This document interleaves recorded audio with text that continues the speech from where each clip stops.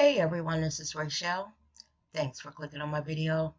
And I wanted to stop in today to talk about a subject, y'all, that has been really weighing on my heart these past few weeks. And that is this whole situation at the border with the migrants trying to get into the United States. Y'all, this has been going on for the past few months, and my feelings about this have slowly started to just escalate. I think when I saw the picture of the father and his daughter who had drowned trying to cross the Rio Grande, it just broke my heart. Now, I know for some people this is a very touchy subject. I've had conversations with people who have said we need to pay attention to what's going on with our own before we start helping other people. I have heard people say that, that's what they get. They shouldn't have come into the country illegally, and all of those different types of conversations. But y'all, what I keep coming back to is the humanity that is in me, the empathy that is in me. What I think about when I think about these people making that treacherous trip to the United States is what must they be fleeing from? To pack your children up and your meager belongings and start out on a journey that you have no idea how it's going to end. But because of what you're facing in your home country, you're willing to take that chance, not only for yourself, but for your children. So when I think about that, and I think about if this were me and my children, and we were fleeing drug activity, cartels, poverty, and just a whole host of things, would I take the chance? And when I think about my children, I would. Because if I thought that there was going to be something better on the other end, a means for me to raise my children in a comfortable manner where they're not going hungry or dodging bullets from drug cartels and all of that, I believe that I too would take a chance. Now, what has disturbed me about the arrival of these migrants is the manner in which the United States government, meaning your president, is handling this. Y'all, this is not a good look for us, and is very reminiscent of the hatred that Hitler had towards the Jews. You cannot help but to find parallels in the treatment that these migrant people are going through. Children are dying. These people are in places where they're sleeping on concrete floors. They don't have enough food to eat. They don't have toothpaste, deodorant, shampoo, soap, clothes. Mothers don't have means to sterilize their babies' bottles, and it's just so inhumane the way that they're being treated. I'm not going to say that I never thought that the United States was capable of this, because that would be a lie. The reality of the United States is that this is a very racist country. Our beginnings, our very beginnings, are so rooted in slavery. Slaves helped build this country. Their blood is in the soil of this country. So I'm not a bit surprised at the attitudes of some Americans. But it hurts nonetheless, y'all. It hurts nonetheless. Because what I think about is what those children, what their perception is of the United States. Now, I'm pretty sure when they started out on their journey, their parents probably told them, we're going to go to a better place. There'll be opportunity. I'll be able to work and provide a better, life for you, only for them to get here and be met by separation of families, children literally torn from their parents' arm and sent one place while the parents are sent another place, only to be lost in the system, and the government not being able to locate a parent after they've separated their child from them.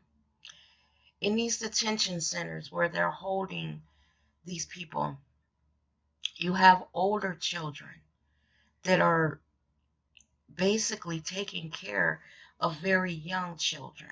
Children still in diapers, unable, to speak because, they're 1 and 2 years old and they're not verbal yet.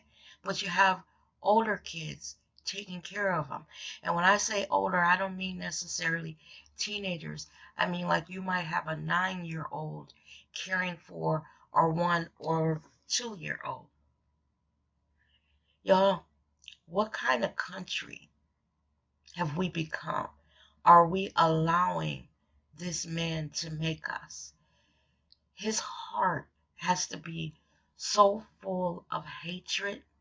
He cares nothing for those people. I don't even believe that he sees them as human beings, as people. Because if you did, it would be very hard to hear that those children are down there moaning and crying and begging for food. Simply food, y'all. And then I was watching a newscast and they said that we would no longer be able to supply them with toothpaste and deodorant and soap and shampoo. My God, y'all. My God. Now, some of you within the sound of my voice may be, in that camp that says, worry about our own. But y'all, we cannot turn our heads to this. It makes us no better than the man who's actually doing this to these people. When you think about what happened to the Jews, had the good Germans spoken up and stopped that mess before it got out of hand to the point where 6 million Jews were killed, maybe they could have stopped some of the deaths. I wish there was some way that I could help, because it bothers me to sit here in my comfortable life, go to my job, work, come home to an air-conditioned home with all the food and creature comforts that I have, and to think that there's a child down at the border that's going to sleep without their parent on a concrete floor with no blankets or pillows, and they're hungry and they're dirty and they're sick because they're not getting proper nutrition, proper things to bathe and keep themselves clean. They're starting to get, sick with flu and viruses, things that are easily avoidable when you're able to wash your hands and bathe and to eat properly. I just don't understand how this could be happening. I don't understand why there isn't more of an outcry from the American people. But in some ways I do, because a lot of people feel like out of sight, out of mind, as long as it's not happening to me, as long as it's not happening to someone who looks like me. It is easy for people to demonize these poor people, to think of them all as criminals and here to take a job from an American. Y'all, this stuff has gotten really, really out of hand. I was watching the news the other night, and when they showed that father and his daughter dead on the shore, and they kept replaying that video of them laying there with that baby wrapped in his t-shirt. I found myself bawling, crying, and asking God to forgive us, you know, forgive us for not being able to help them before they lost their lives. I don't know how far we are going to let that man in the White House go. How much more are we going to allow him to do to this country? Because he has stirred up, y'all, such a hornet's nest of mess. You know, we have blatant racism now. The cops are off the chain.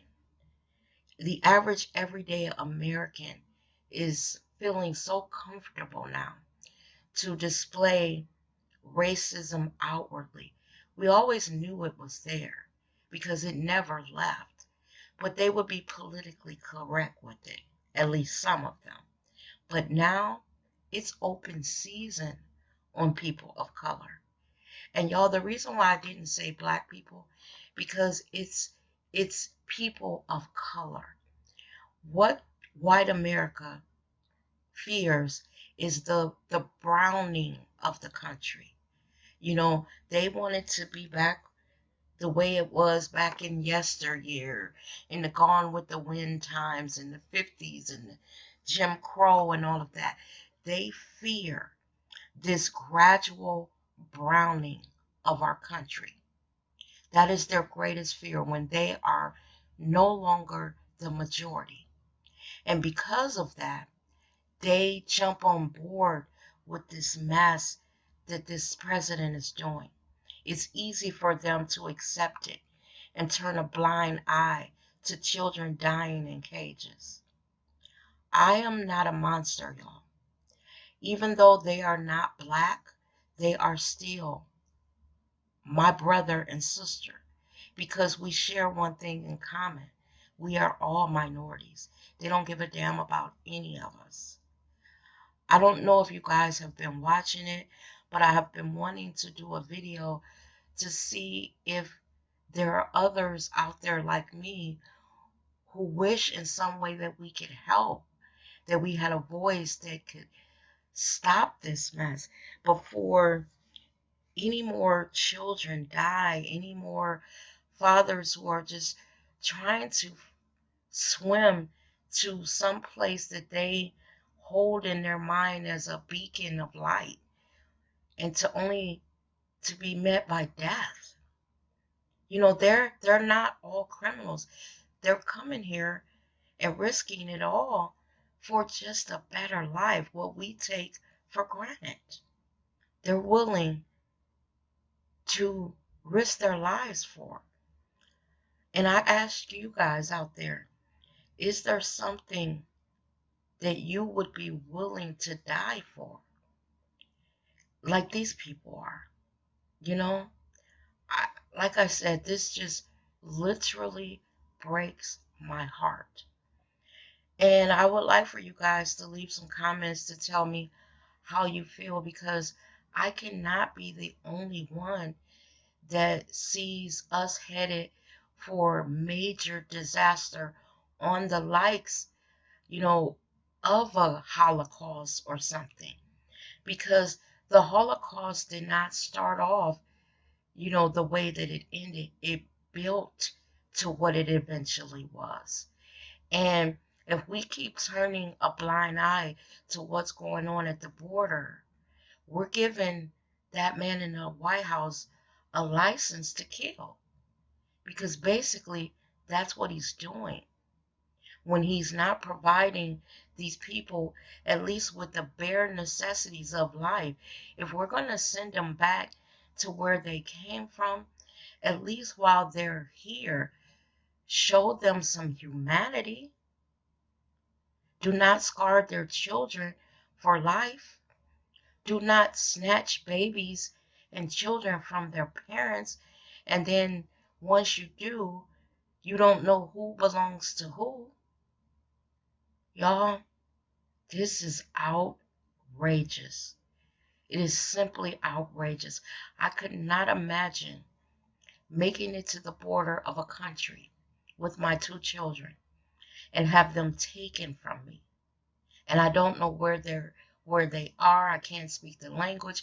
I don't even know where or how to begin to find my children, or to be a child locked up in a cage, not knowing where my parents are, scared, hungry, tired, dirty, sick,